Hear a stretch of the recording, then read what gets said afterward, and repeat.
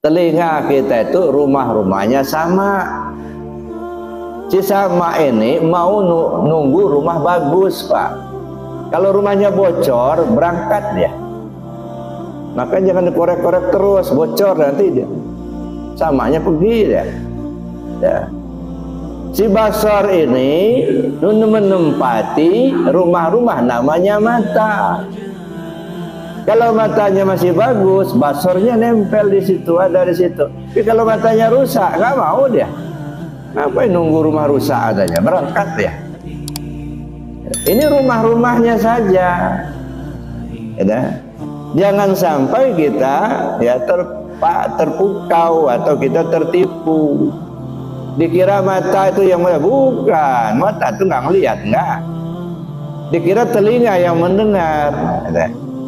Jadi telinga, mata, mulut, tangan, kaki itu zahir, tubuh. Nah, itu yang tubuh. Nah, tubuh ini sebenarnya tidak punya kemampuan apa-apa. Coba perhatikan tubuh kita sekarang ini, ya. Apa hidup tubuh kita ini? Kata kita iya. Kenapa hidup? Karena ada ruh. Coba kalau nggak ada ruh, bisa hidup nggak tubuh? Enggak, berarti yang hidup itu siapa? Ruh itu. Ya. Sekarang kita melihat, ya. Ketika orang udah mati, ruhnya sudah nggak ada, sudah nggak melihat lagi. Berarti yang melihat itu bukan mata, ruhnya yang melihat. Asyhadu an la ilaha illallah, aku bersaksi tidak ada Tuhan selain Allah. Aku bersaksi. Yang bersaksi siapa? Aku. Aku itu yang mana? Nah, aku itu 3 tempat, Bapak Ibu. Ya. Ada aku pada tubuh, ada aku pada ruh, ada aku pada rahasia.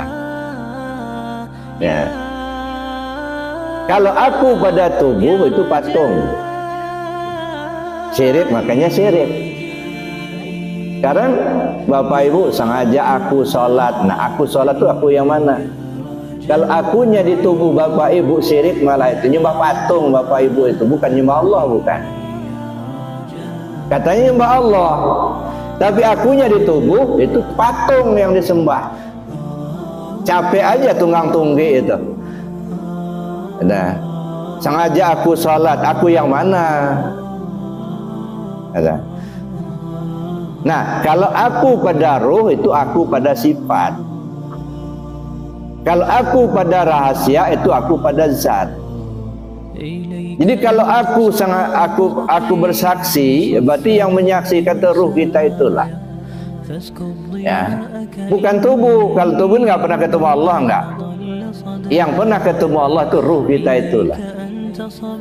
Jadi kalau dia mengatakan aku bersaksi tidak ada Tuhan selain Allah, yang ngomong itu ruh, sifat pada Allah. Ya, nyawa pada kita. Yang disaksikannya siapa? Adanya Allah. Yang jadi saksi siapa? Ini tubuh kita ini yang jadi saksi. Nah, ini tubuh kita jadi saksi. Kenapa tubuh jadi saksi? Karena mulut yang ngomong, telinga yang ngedenger. Maka disebutlah tubuh menjadi saksi. Ya, yang mengaku itu ruh, ya, yang menyaksikan itu ruh, yang disaksikannya adanya Allah. Maka dia bilang aku bersaksi tidak ada Tuhan selain Allah. Kenapa dia bersaksi? Karena dia tahu. Maka dikalimatkan asyhadu alla ilaha illallah, itu kalimat. Kalimat karena dia tahu. Apakah kalau tidak nyebut kalimat dia tidak bersaksi? Enggak. Tetap saja dia bersaksi. Contohnya begini, ini meja. Saya tahu persis ini meja.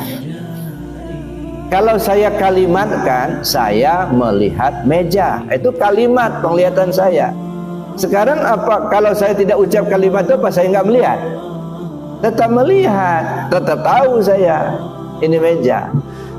Kenapa? Karena saya mengerti ini meja. Jadi walaupun saya nggak sebut saya melihat meja, nggak usah saya sebut, tapi saya tahu saya melihat meja. Ada. Jadi kalau saya katakan saya melihat meja, pasti benar. Kenapa benar? Karena memang saya melihat dan saya mengerti ini meja.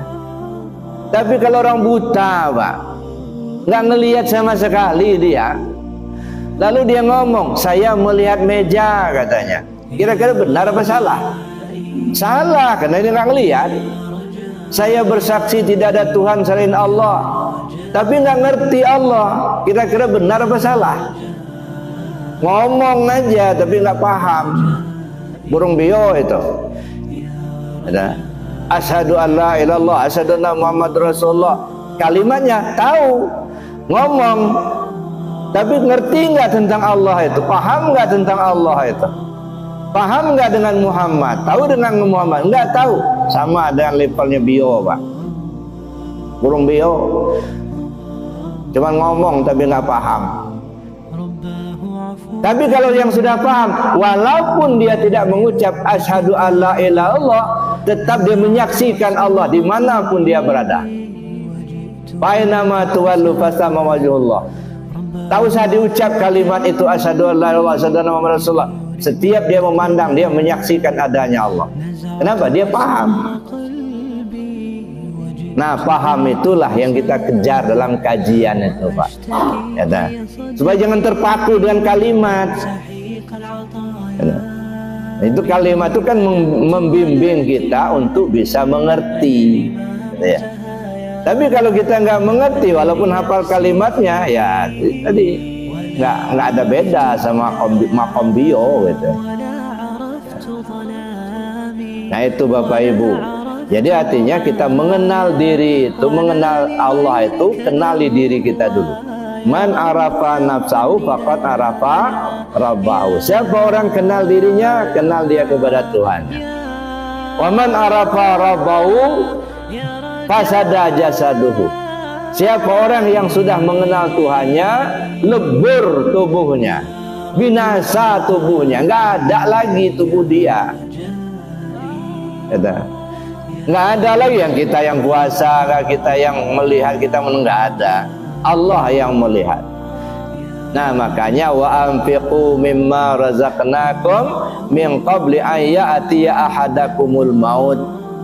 Infakkan apa yang Allah berikan kepadamu sebelum kematianmu datang. Sebab kita ini kadang-kadang kalau sudah bicara infak, nah duit ya, harta, bukan apa yang Allah berikan padamu. Ini enggak bicara harta duit aja, enggak. Wa anfiqu mimma razaqnakum. Infakkan, serahkan, berikan apa yang Allah berikan padamu. Apa yang Allah berikan pada kita banyak sekali.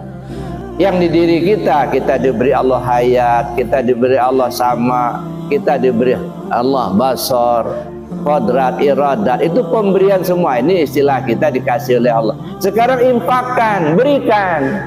Kepada siapa diberikan? Kepada yang berhak menerima. Siapa yang berhak menerima? Yang punya. Siapa yang punya? Allah yang punya. Maka serahkan lagi sama Allah. Hayat punya Allah, sama punya Allah, basar punya Allah. Kalau sudah kita serahkan, kita nggak punya lagi. Kalau masih punya, tanda belum diserahkan.